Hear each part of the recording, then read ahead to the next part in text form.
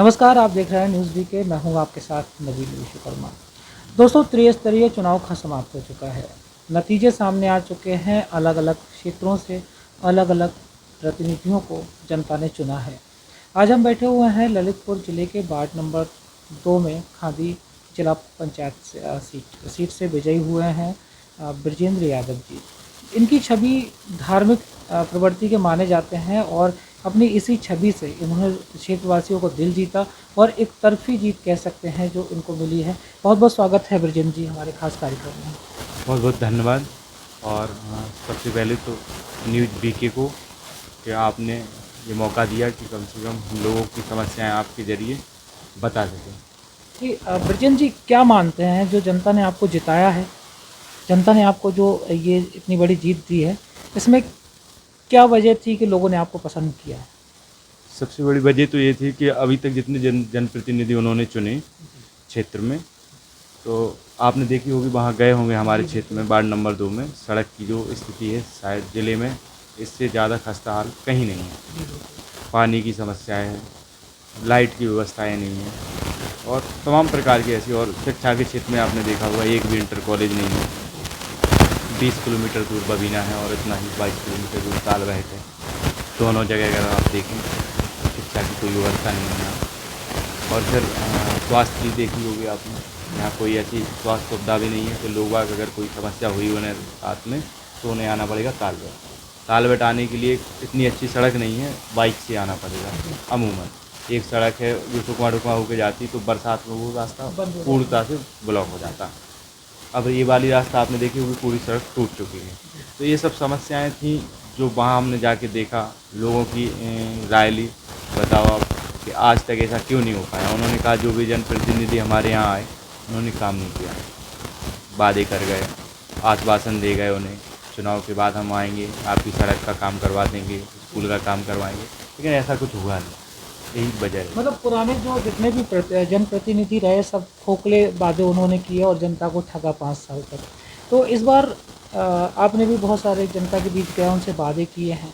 नहीं, हमने कोई ऐसा वादा नहीं किया कि हम जो ना कर पाएँ। हमने ये कहा कि हम आपकी सिर्फ इतना ही कर सकते कि जो आपकी मूलभूत समस्याएँ हैं उनके लिए प्रयास कर सकते, और इन चीज़ों को लेके हम ऊपर रखेंगे और ज़िले के और नेताओं अधिकारियों से बात करेंगे कि इतना सौतेला व्यवहार क्यों हो रहा है। वार्ड नंबर 2 खांदी भी ज़िले का हिस्सा है, प्रदेश का हिस्सा है, इसके बावजूद यहाँ सड़कों की इतनी ख़राब स्थिति क्यों है।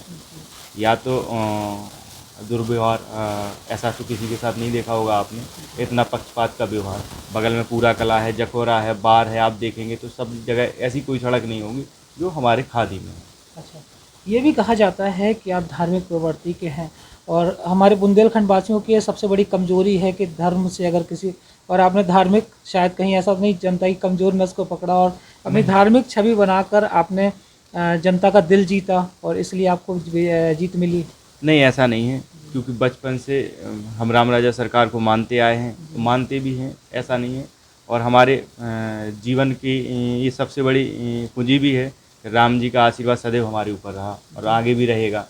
और हमने नियत और नीति जो हमारी है वो हमने राम जी को ही स्पष्ट सामने रख के ये कहा था कि हमारी नियत जो नीति है उसमें कभी भेदभाव नहीं होगा, पक्षपात नहीं होगा। आप लगातार अपने क्षेत्र में धार्मिक कार्य करते रहे हैं, ये तो सच है ना? धार्मिक कार्य तो नहीं कह सकते, लेकिन लोगों की मदद करते रहे। अच्छा। जहाँ जितनी हमारी हैसियत है प्रयास किया। अगर कोई हमारे पास आया तो हमने मदद के लिए ये नहीं कहा कभी कि रात है या दिन। जब भी जिस टाइम हमारे पास जो भी आए हमने कहा चलो हम तुम्हारे साथ चलते हैं, जो भी हम लायक मदद हो सकती वो हम करेंगे, चाहे थाने की रही हो, अस्पताल की रही हो, या फिर कहीं और किसी भी क्षेत्र में जो भी समस्या रही हो, कोई अगर हमारे पास आया तो हमने पूर्ण प्रयास किया कि इनकी मदद हो। बृजेंद्र जी, जनता ने अब आपको चुन लिया है और आपके कंधों पर एक जिम्मेदारी भी है। इस जिम्मेदारी को निभाते हुए सबसे पहले क्या समस्या आपके क्षेत्र की जिसको प्राथमिकता देंगे, यानी सबसे पहले उस पर काम करेंगे आप? सबसे प्रथम तो यही रहेगा कि शिक्षा के क्षेत्र में अभी तो आपको पता है कि गठित ही नहीं हुई जिला पंचायत, और हम प्रयास करेंगे कि जिला पंचायत से एक इंटर कॉलेज हमारे बिरदा को मिले, क्योंकि हमारी बिरदा न्याय पंचायत में एक भी इंटर कॉलेज नहीं है। ये बहुत बड़ी समस्या भी है।